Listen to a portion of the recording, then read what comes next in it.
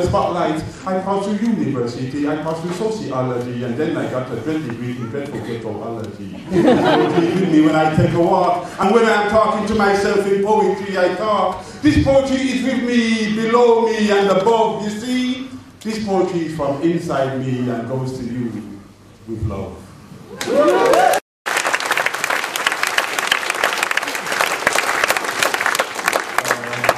That was a good start. How am I doing so far? I told my mum I was coming to Exeter to do a couple of poems instead. There's a hard cry down there, so I wish you all the best. Because I know it's tough down here in multicultural, multiracial Exeter. I know the struggles that you have in this very difficult time.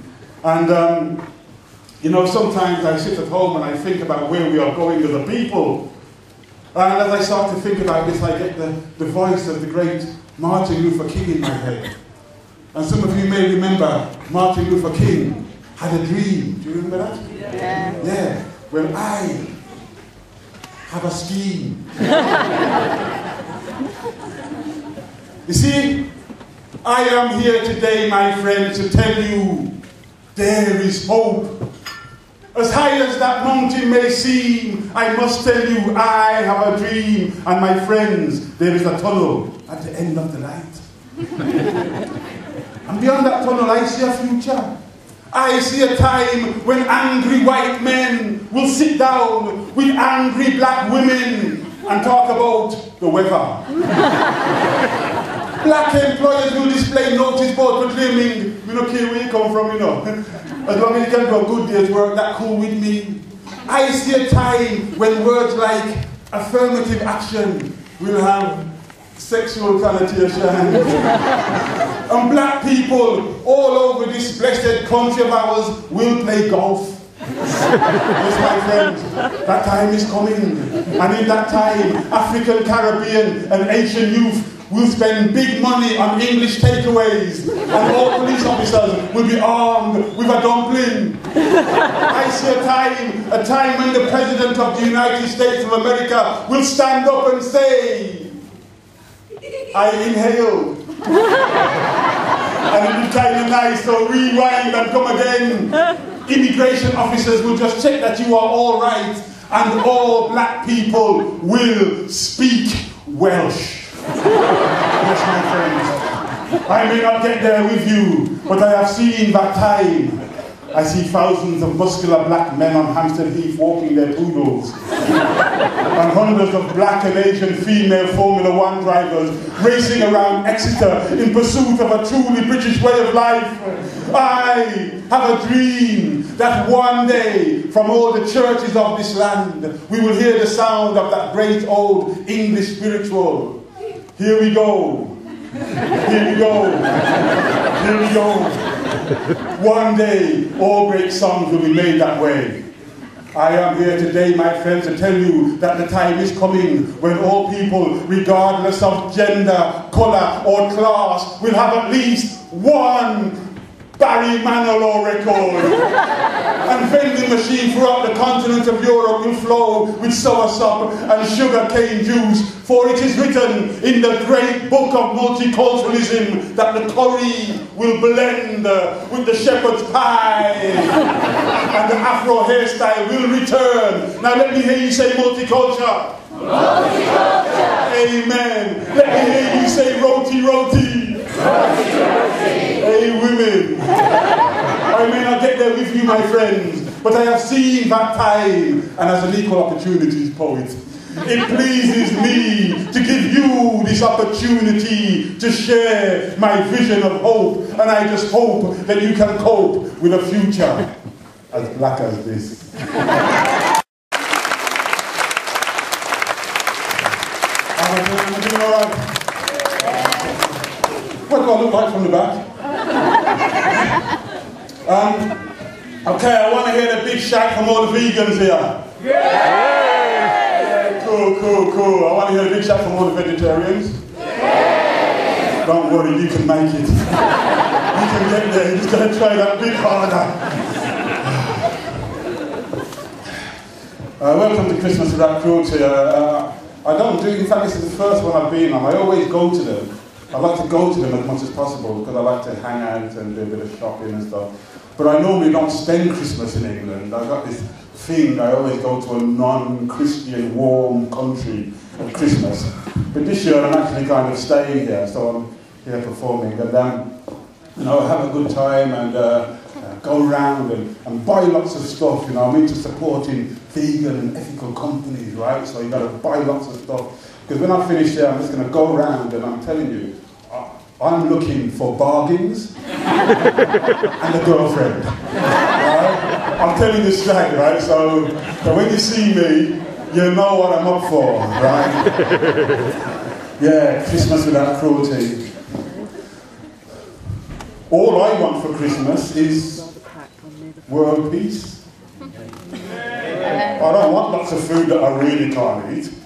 All I want for Christmas is a long holiday and a house in Jamaica where I can stay. I don't want kisses under mistletoe from sloppy people I don't know. I won't be putting out no stockings because I don't wear the things. I won't be cutting down no Christmas trees. I like them living. All I want for Christmas is this planet forever, fully complete with its ozone layer. All I want for Christmas is friends and no more record from status quo. I don't want a white Christmas, and I bet we'll get no more of them because of this greenhouse effect. And I reckon at Christmas we create too much waste. Maybe a green Christmas is more to my taste. All I want for Christmas is some honesty about the wisdom of Christmas and how it should be. All I want for Christmas is clean air. Well, I reckon I won't get none, and I don't think that's fair.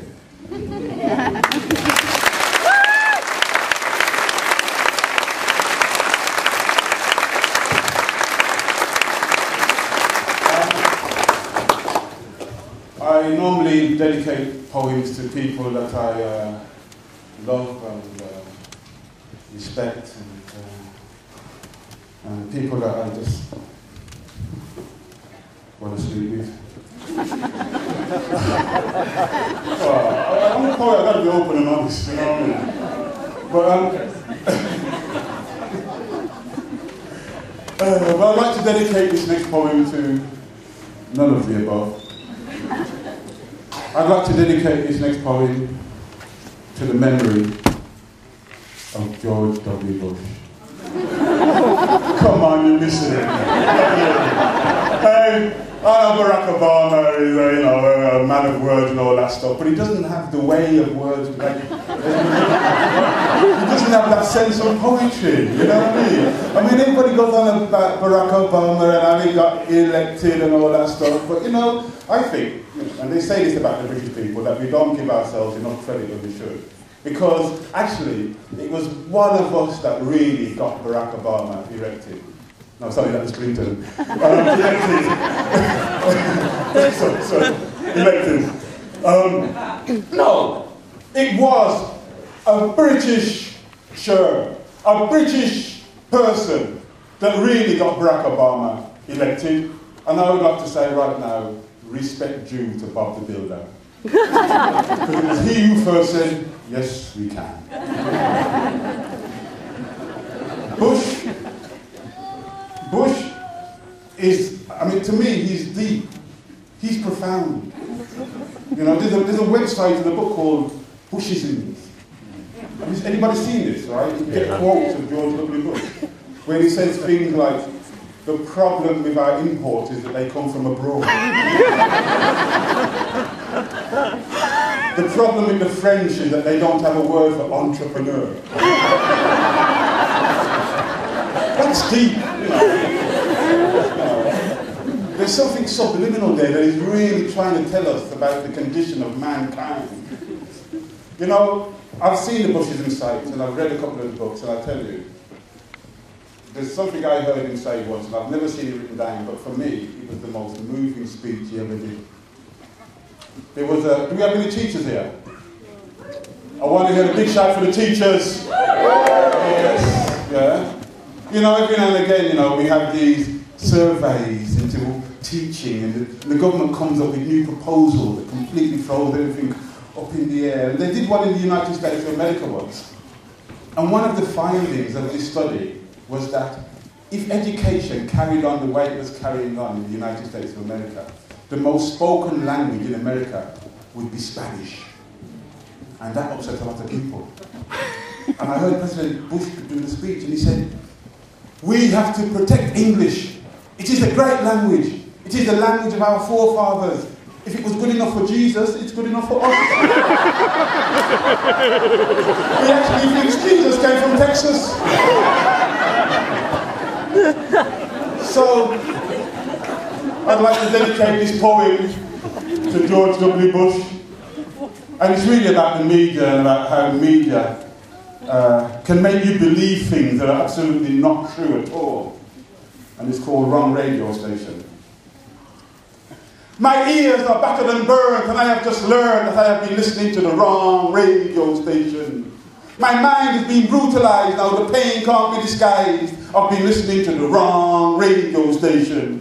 I was beginning to believe that all black men were bad men and white men would reign again. I was beginning to believe that I was a mindless drug freak that couldn't control my sanity or my sexuality. I was beginning to believe that I couldn't believe in nothing except nothing, and all I ever wanted to do was to get you and to do you. I've been listening to the wrong radio station. My future has been blighted. I am so short-sighted. I've been listening to the wrong radio station. I was beginning to not trust me. In fact, I wanted to arrest me. I've been listening to the wrong radio station. I've been dancing to music that I can't stand.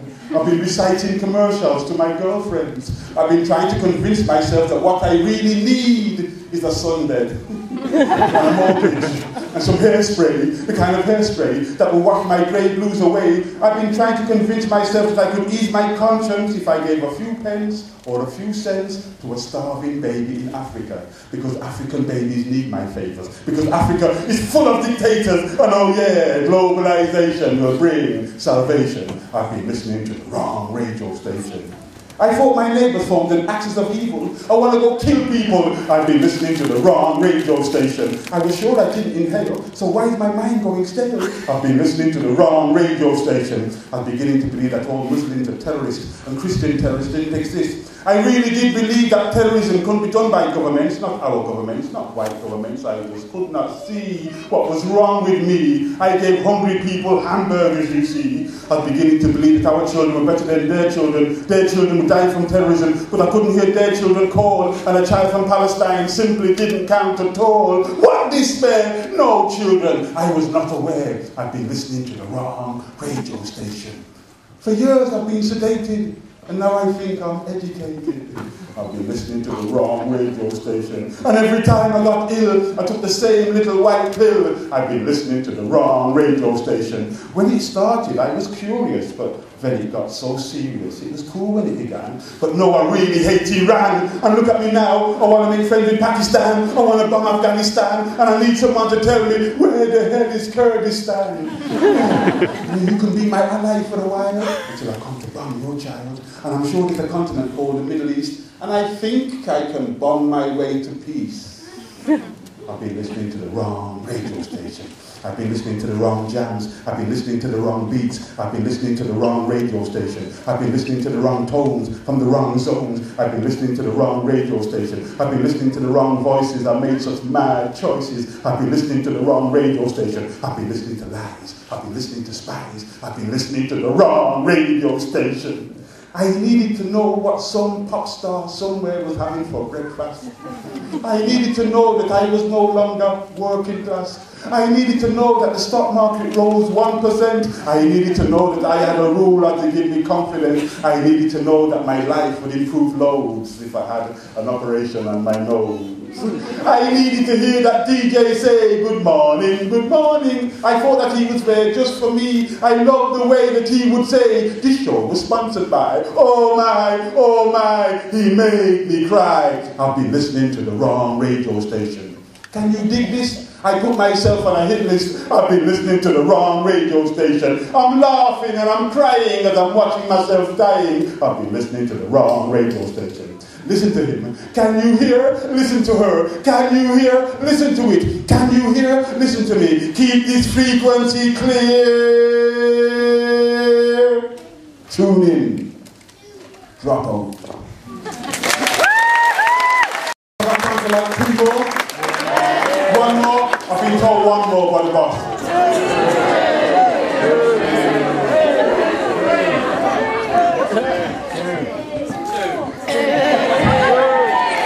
Democracy, you see, democracy in action. Okay, I'll do 2, but the first one I need you to join in with me. Right, it's really easy. Anybody here has heard that song, Don't Worry, Be Happy? Yeah. No, don't worry, be happy. Do you know it? Do you know it? No. You're going to know it in a minute. Don't worry, be happy. You know it? Don't worry, be happy. Yeah, so I'm going to do my version of that. This is not the original version. This is my version. Do you like that? Yeah. I've got to make sure my backing band knows what I'm talking about. So what happens is I saw this poem, this song, and I thought, this is real poetry. And I was just inspired to write my own version of it. I called it The Wrong Song. And all that happens is, when I say, don't worry, I just need you to say, be happy. Can we just practice one time? I just want to make sure you got the words right. Don't worry. Be happy. Now that's a kind of nice, full Exeter sound. But the problem with it is, it didn't sound really happy. It sounded like you've been listening to too much drum and bass. I want to sound, when you say it, have a little smile on your face and you'll notice the difference, right? Don't worry. Be happy. I'm a director. Okay. Your house is falling down around your feet and you've got nothing to eat. Don't worry. Be happy. Your fish have drowned. You wear a frown. You search but you don't have a pound. Don't worry. Be happy. You haven't got nowhere to play, just balconies and motorways. Don't worry. Be happy. You meet someone you really like. They tell you to get on your bike. Don't worry. Be happy. You're on your bike and all is fine. You get caught in a washing line. Don't worry. Be happy. You go to school, the school is gone, the government put pressure on. Don't worry. Be happy. Your tea is dry, your ice is hot, your head is tied up in a knot. Don't worry. Be happy. You worry because you're worrying and you worry because you're hurrying. Don't happy, be worried.